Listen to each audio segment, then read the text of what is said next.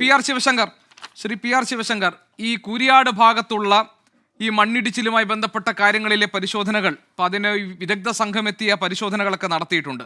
പക്ഷേ ഇപ്പോൾ പുറമേക്ക് വരുന്ന ചില വിവരങ്ങൾ, ആ ഭാഗത്തുള്ള അതിനോട് ചേർന്ന് നിൽക്കുന്ന വയൽ പ്രദേശം, അവിടെ കളിമണ്ണാണ്. സ്വാഭാവികമായും അവിടെ ഒരു എലിവേറ്റഡ് ഹൈവേ ആയിരുന്നു ഉണ്ടാകേണ്ടിയിരുന്നത്. അതായത് അവിടെ തൂണുകൾ ഉയർത്തിയിട്ടുള്ള ഒരു എലിവേറ്റഡ് ഹൈവേ ആയിരുന്നു. അവിടെ പൈലിംഗ് നടത്തി തൂണിട്ട് അതായിരുന്നു നടത്തേണ്ടിയിരുന്നത്, അവിടെ ഭൂപ്രതിക്ക് അനുസൃതമായിട്ട് നടത്തേണ്ടിയിരുന്നത്. അതുപോലെ തന്നെ ഈ ബ്ലോക്കുകൾ, ഈ സിമെൻറ്റ് കട്ടകൾ ഇട്ടിരിക്കുന്നത് അത് ഏതാണ്ട് 16 മീറ്റർ വരെ നീളത്തിലേക്ക് ഇട്ടിരിക്കുന്നു. നിയമം പറയുന്നത് ചട്ടപ്രകാരം അത് 12 മീറ്ററാണ്. അത് കഴിഞ്ഞാൽ അവിടെ ഒരു തൂണോ ഒരു സ്ലാബോ വേണമെന്നാണ്.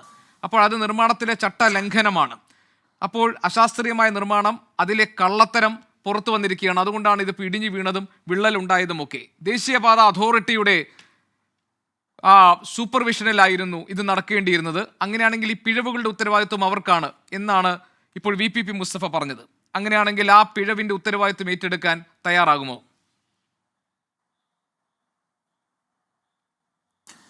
ഗോപീഷൻ, ഇത് നമ്മൾ മനസ്സിലാക്കേണ്ട ഒരു കുറച്ച് കാര്യങ്ങളുണ്ട്. ഇപ്പോൾ ഗോപീഷൻ ആദ്യത്തെ ഇതിൽ പറഞ്ഞതുപോലെ ഇവിടെ ഈ പറയുന്ന കൺസ്ട്രക്ഷനിൽ എത്ര അടിയാണ് ഇഷ്ടിക അല്ലെങ്കിൽ കോൺക്രീറ്റ് ഇഷ്ടിക വെക്കേണ്ടത്, അത്തരം കോൺക്രീറ്റ് തൂണുകൾ വെക്കേണ്ടത് എന്നുള്ള കാര്യം ഒരു ഭാഗത്തുണ്ട്. രണ്ട്, ഇപ്പോൾ അവിടെ ആ ഭാഗത്തുള്ള സോയിൽ, അതിൻ്റെ പ്രോപ്പർട്ടി വെയിലും മഴയത്തും മാറുന്നുണ്ട്. അതുകൊണ്ട് തന്നെ അവിടെ ചില പ്രത്യേക സാഹചര്യത്തിൽ മഴ പെയ്യുമ്പോൾ ഈ സോയിൽ, അപ്പുറത്തെ കളിമണ്ണ് വളരെ സ്ട്രോങ് ആവുകയും ആ കാലഘട്ടത്തിലാണ് അവിടെ സോയിൽ ടെസ്റ്റ് നടത്തിയെങ്കിൽ അതിൻ്റെ പ്രോപ്പർട്ടി വ്യത്യസ്തമാവുകയും മഴക്കാലത്ത് മാറുകയും ചെയ്യുന്നു എന്നുള്ള തരത്തിലുള്ള ക്ലാരിഫിക്കേഷൻ വരുന്നുണ്ട്. ഇതെല്ലാം അതാത് കാലഘട്ടങ്ങളിൽ ചെക്ക് ചെയ്യേണ്ട കാര്യങ്ങളാണ്. ഒരു സംശയവുമില്ല. അവിടെ തെറ്റുപറ്റുണ്ടെങ്കിൽ നടക്കണം, അന്വേഷണം വേണം എന്നുള്ള കാര്യത്തിൽ തർക്കമില്ല. അതൊന്നും ഇതിന് ഇത്തരം തകർച്ചയ്ക്ക്, നാഷണൽ ഹൈവേയുടെ ഒരു തകർച്ച വരുമ്പോൾ അതൊന്നും പറഞ്ഞല്ല അതിനെ മൂടി വെക്കേണ്ടത് എന്ന കാര്യം ഒരു സംശയവുമില്ല. ഞാനും അതിനെ അംഗീകരിക്കുന്നു. പക്ഷേ നമ്മൾ മനസ്സിലാക്കേണ്ടത് ഈ നാഷണൽ ഹൈവേയുടെ കൺസ്ട്രക്ഷൻ നടന്നത് നിയമപ്രകാരമാണോ? 3 ചോദ്യങ്ങളാണ് ഒരു സാധാരണഗതിയിൽ ഒരു മനുഷ്യൻ്റെ മുന്നിലേക്ക് വരുന്നത്, അല്ലെങ്കിൽ ഒരു രാഷ്ട്രീയക്കാരൻ്റെയോ അല്ലെങ്കിൽ പത്രപ്രവർത്തകനോ മുന്നോട്ട് വെക്കേണ്ടത് എന്ന് ഞാൻ വിശ്വസിക്കുന്നു. വീണ്ടും ചോദ്യങ്ങളുടെ ചോദിക്കാം. ഏറ്റവും പ്രധാനം, ഈ കൺസ്ട്രക്ഷൻ നടന്നത് നിയമപ്രകാരമാണോ അല്ലെങ്കിൽ ചട്ടപ്രകാരമാണോ ഇതുവരെയുള്ള കൺസ്ട്രക്ഷൻ നടന്നത്? അങ്ങനെയാണോ? 2, അതിൽ സാമ്പത്തിക നഷ്ടം ഏതെങ്കിലും സർക്കാരിന്, കേന്ദ്ര സർക്കാരിനോ കേരള സർക്കാരിനോ ജനങ്ങൾക്കോ ഉണ്ടായിട്ടുണ്ടോ? 3, സമയനഷ്ടം ഉണ്ടായിട്ടുണ്ടോ ഇതുകൊണ്ട്? ഈ 3 ചോദ്യങ്ങളാണ് ഏറ്റവും പ്രധാനമായിട്ട് വരുന്നത്. അതിൽ ഈ പറയുന്ന താങ്കൾ നേരത്തെ ചോദിച്ച കാര്യങ്ങൾ നിയമപ്രകാരം, അതല്ലെങ്കിൽ നാഷണൽ ഹൈവേയുടെ കൺസ്ട്രക്ഷൻ സമയത്ത് എന്തൊക്കെ നിയമങ്ങളാണോ അല്ലെങ്കിൽ അതിൻ്റെ പരിധിയിലാണോ വരേണ്ടത് അവയെല്ലാം നടന്നിട്ടുണ്ടോ എന്ന് മനസ്സിലാക്കുമ്പോൾ നമ്മൾ അതിൻ്റെ ടെൻഡറിനെ കുറിച്ച് പഠിക്കണം. ഈ ടെൻഡറിൽ കൃത്യമായി പറയുന്നത് അതിൻ്റെ EPC പ്രൊജക്റ്റാണ് ഇത് ചെയ്യുന്നത്. അതായത് എഞ്ചിനീയറിംഗ്, പ്രൊക്യൂർമെൻറ്റ് ആൻഡ് കൺസ്ട്രക്ഷൻ. ഇതാണ് ഒരു കമ്പനി, നാഷണൽ ഹൈവേ ഈ കമ്പനിയെ ഏൽപ്പിച്ചിട്ടുള്ളത്, KRN കമ്പനിയെ ഏൽപ്പിച്ചിട്ടുള്ളത്. അങ്ങനെ വരുമ്പോൾ ഇതിൻ്റെ എഞ്ചിനീയറിംഗ്, ഡിസൈന്, പ്രൊക്യൂർമെൻറ്റ്, ഇതിൻ്റെ ആവശ്യമായ പ്രൊക്യൂർമെൻറ്റും കൺസ്ട്രക്ഷനും, ഇത് 3ഉം ചെയ്യേണ്ടത് ഉത്തരവാദിത്വം ഈ പ്രത്യേക ഏരിയ ചെയ്യുന്ന കൺസ്ട്രക്ഷൻ കമ്പനിക്കാണ്. KNR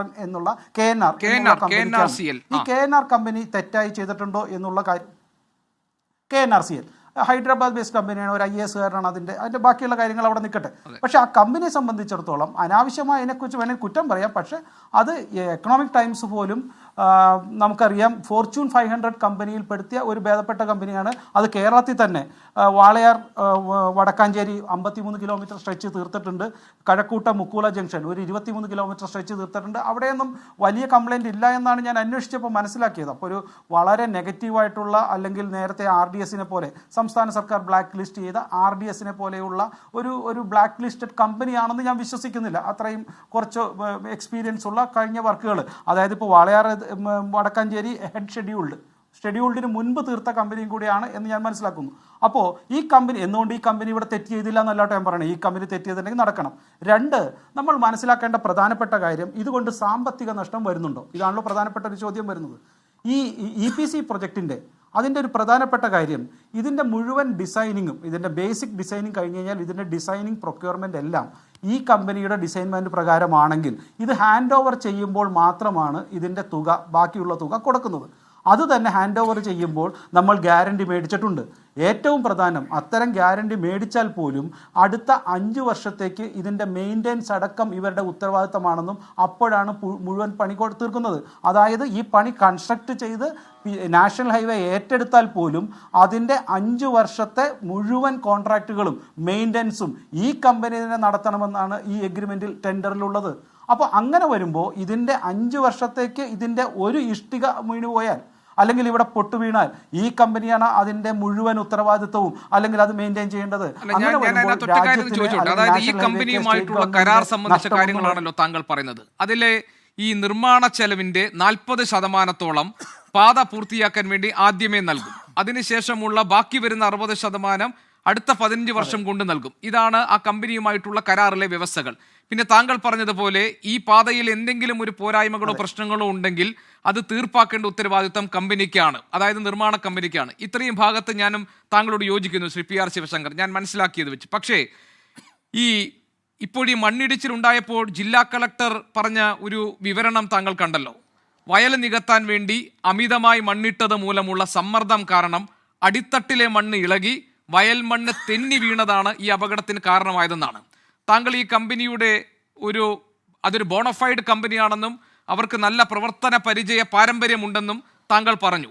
ഞാനത് അംഗീകരിക്കുന്നു. അപ്പോൾ തന്നെ ഏറ്റവും അടിസ്ഥാനപരമായി വേണ്ട ആ ഭൂപ്രകൃതിയിലെ സാഹചര്യങ്ങൾ മനസ്സിലാക്കി മണ്ണ് പരിശോധന നടത്തി അവിടെ ഒരു എലിവേറ്റഡ് ഹൈവേ ആണ് വേണ്ടതെന്ന് മനസ്സിലാക്കി അതിന് വേണ്ട കാര്യങ്ങൾ ചെയ്യാൻ പ്രാപ്തിയില്ലാത്തൊരു കമ്പനിയെയാണോ നമ്മളിത് ഏൽപ്പിച്ചിരിക്കുന്നത്? അങ്ങനെ ഒരു കമ്പനിയുമായാണോ കരാർ ഉണ്ടാക്കിയിരിക്കുന്നത്? ദേശീയപാതയിലെ പോരായ്മകൾക്ക് 5 വർഷം കൊണ്ട് പരിഹാരം കണ്ടെത്താനുള്ള ഉത്തരവാദിത്വവും ആ കമ്പനിക്കാണെന്ന് പറഞ്ഞതുകൊണ്ട് മാത്രമായില്ലല്ലോ ശ്രീ PR ശിവശങ്കർ. അതുമൂലമുണ്ടാകുന്ന ദുരന്തങ്ങൾക്കോ ഉണ്ടായേക്കാവുന്ന അപകടങ്ങൾക്കോ ആര് സമാധാനം പറയും? പിന്നെ ഇതിലെ മേൽനോട്ട ചുമതലയിൽ നിന്ന് NHAയ്ക്ക് യാതൊരു ഇടപെടലും സാധ്യമല്ല എന്നാണോ ശ്രീ PR ശിവശങ്കർ താങ്കൾ പറയുന്നത്? അതായത് കമ്പനിയെ ഏൽപ്പിച്ചു, അവർ നടത്തട്ടെ, അവർ ഉപയോഗിക്കുന്ന സാധന സാമഗ്രികൾ അത് യഥാവിധി കൃത്യമായ കാര്യങ്ങൾ നടത്തുന്നുണ്ടോ എന്നൊന്നും സൂപ്പർവൈസ് ചെയ്യാനുള്ള ഉത്തരവാദിത്തം NHAയ്ക്ക് ഇല്ലേ? ഞാനതിൽ 2 കാര്യങ്ങളോടും താങ്കളോട് യോജിക്കുന്നു. ഒന്ന്, ആ പ്രദേശത്തുണ്ടായ ജിയോളജിക്കൽ ക്യാരക്ടർ അത് മാറിയിട്ടുണ്ടെങ്കിൽ അത് കണ്ടുപിടിക്കേണ്ടതും അത്തരം മാറ്റങ്ങൾ നേരത്തെ തന്നെ ഈ കൺസ്ട്രക്ഷന് മുൻപേ തന്നെ കണ്ടുപിടിക്കേണ്ടതും ആയിരുന്നു എന്നുള്ള കാര്യത്തിൽ യാതൊരു തർക്കവുമില്ല. അത് ഈ കമ്പനിയുടെ മാത്രം ഉത്തരവാദിത്തമാണ്.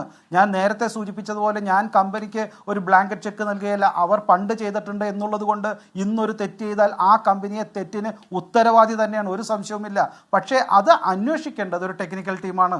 അവിടെ അത്തരത്തിലുള്ള കാര്യങ്ങൾ ഉണ്ടായിട്ടുണ്ടോ, ആ കൺസ്ട്രക്ഷനിൽ പോരായ്മ ഉണ്ടായിട്ടുണ്ടോ, അതിൻ്റെ സോയിൽ ടെസ്റ്റിംഗ് സമയത്ത് തന്നെ ഇത് കണ്ടുപിടിച്ചിട്ടുണ്ടോ, ഈ തരം കാര്യങ്ങൾ നമ്മൾ ചർച്ച ചെയ്താൽ പോരല്ലോ. നമുക്ക് വേണമെങ്കിൽ അവരെ കുറ്റം പറഞ്ഞ് വേണമെങ്കിൽ പിന്മാറാം. പക്ഷേ ആ ജിയോളജിക്കൽ ക്യാരക്ടറിൻ്റെ പ്രശ്നങ്ങൾ പഠിഞ്ഞ് മനസ്സിലാക്കേണ്ടതും ആ കാര്യങ്ങളാണെന്ന് മാത്രമേ സൂചിപ്പിച്ചുള്ളൂ. കമ്പനിയെ തെറ്റ് അല്ല എന്ന് പറഞ്ഞിട്ടില്ല. അതിൻ്റെ പൂർണ്ണ ഉത്തരവാദിത്വം ആ കമ്പനിക്ക് തന്നെയാണ്. കാരണം അതിൻ്റെ ഡിസൈൻ, ആ പ്രദേശത്തെ ഡിസൈനും കൊടുത്തത് കമ്പനി തന്നെയാണ്. അതുകൊണ്ട് ഒരു സംശയമില്ല, ആ കമ്പനി തന്നെയാണ് ഉത്തരവാദി, ഒരു തർക്കവുമില്ല. 2, അത് കണ്ടുപിടിക്കേണ്ട ചുമതല നാഷണൽ ഹൈവേക്ക് ഉണ്ടായിരുന്നു എന്നുള്ള കാര്യത്തിനും തർക്കമില്ല. പക്ഷേ നമ്മൾ മനസ്സിലാക്കേണ്ടത് ഇത് കൺസ്ട്രക്ട് ചെയ്ത് തീർന്ന ഒരു ഫൈനൽ ഇത് എത്തുമ്പോഴല്ലേ ചെക്ക് ചെയ്യാൻ പറ്റുള്ളൂ. അങ്ങനെയാണ് ഞാൻ മനസ്സിലാക്കുന്നത്. അല്ലാണ്ട് ദിവസവും പോയി ചെക്ക് ചെയ്യാൻ പറ്റുമെന്ന് ഞാൻ വിശ്വസിക്കുന്നില്ല. അത് കാരണം കൺസ്ട്രക്ഷൻ്റെ ഭാഗത്ത് പാളിച്ചയുണ്ടായെങ്കിൽ അത് ഒരുപക്ഷെ ഇത് തീരുന്ന സമയത്ത് അല്ലെങ്കിൽ കൺസ്ട്രക്ഷൻ തീരുന്ന സമയത്ത് തന്നെ ചെക്ക് ചെയ്യും. അതുകൊണ്ട് തന്നെയാണ് ഞാൻ മൂന്നാമത്തെ കാര്യം പറഞ്ഞത്, ഇതുകൊണ്ടുള്ള സമയനഷ്ടം.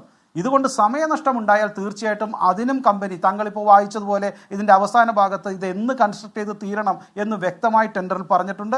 ഞാൻ മനസ്സിലാക്കുന്നത് ഇനി 6 മാസവും കൂടെയുള്ളൂ. അപ്പോൾ ഇത്തരം സമയനിഷ്ഠ അത് പാലിച്ചില്ലെങ്കിൽ അതിൽ ടെൻഡറിന് പെനാൽറ്റി ഉണ്ട്.